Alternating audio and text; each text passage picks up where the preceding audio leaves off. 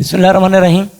नाज़रीन, इस video clip में मैं ये बताऊंगा कि राउंड अप के असरात कितनी देर तक जो है ना वो ज़मीन में रहते हैं, या स्प्रे करने के बाद कितने अरसा बाद अगली फसल हम काश्त कर सकते हैं।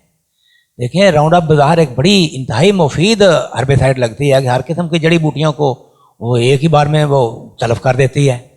कंपनी का दावा भी यही है कि स्प्रे के फ़ौरन बाद जो है ना ये ज़मीन में जब लगती है तो ज़ायल हो जाती है। बात यह है कि ये ऐसा नहीं है।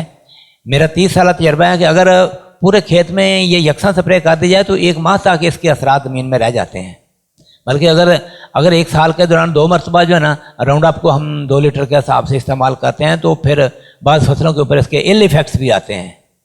मिसाल के तौर पर डीला तलफ करने के लिए हम जुलाई अगस्त में ये राउंड अप स्प्रे करते हैं तो सितंबर अक्टूबर में जो भी फसलें काश्त करते हैं उनमें से बाद का उगाव मुतासर हो सकता है। अगर स्प्रे और काश्त का वक्फा 20 दिन से कम हो, जिस दिन स्प्रे की और फिर उसके बाद वक्फा जो है वो थोड़ा हो, 20 दिन या इससे कम हो, तो बहुत सी सब्जियों का उगाव मुतासर होता है राउंड अप की वजह से, ग्लाइफोसेट की वजह से। हाँ, लेकिन मोटे बीजों वाली जो फसलें हैं ना, गंदम है, मकई है, चने, मटर है, लोबिया है, कपास है, इसका उगाव मुतासर नहीं होता। मैंने इसके ऊपर काफ़ी ज़्यादा ट्रायल किए हुए हैं कि कौन सी फसल मुतासर होती है, कौन सी नहीं मुतासर होती। लेकिन ये बारीक बीजों वाली जो फसलें हैं, बरसीम है, तिल है, सौंफ है, कलवंजी है, बाजरा है, इस तरह फूलों की नर्सरी हैं और भी कई है, प्याज है, इनका उगाव मुतासर होता है। तो अगर वक्फा बढ़ा लें, सेफ साइड यही है कि 2 लीटर राउंड अप स्प्रे करने के बाद 40 दिन के बाद हम उसमें अगली फसल काश्त करेंगे तो हम महफूज सिमत में रह जाते हैं।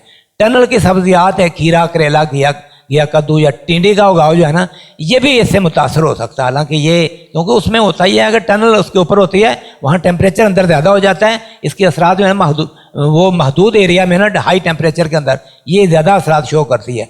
देखें, ये राउंड अप क्या है, आप समझें कि ये एक आग है, ये लेज़र है, लेज़र टेक्नोलॉजी है।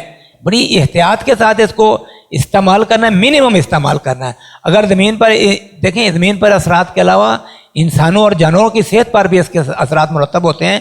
इसी वजह से कम से कम इस्तेमाल करना और बहुत एक एकड़ करके इसको, अगर ज़मीन को हमने राउंड अप इस्तेमाल की, ढीला तो तलफ कर लिया, या बाग में स्प्रे की, बाग में से जड़ी बूटियाँ तो तलफ हो गई, लेकिन जो उसके असरात रहते उसको उसको ख़त्म करने का एक तरीका ये है कि ज़मीन को काफ़ी गहराई तक उसमें हल चलाया जाए और ज़मीन को उलट पलट किया जाए, गहरा हल चलाकर भी जो है ना, और 1 महीने से ज़्यादा अरसा का वक्फा देकर हम अगली फसल काश्त करेंगे तो फिर इसके असरात जो है ना ये मिनिमम हो जाते हैं।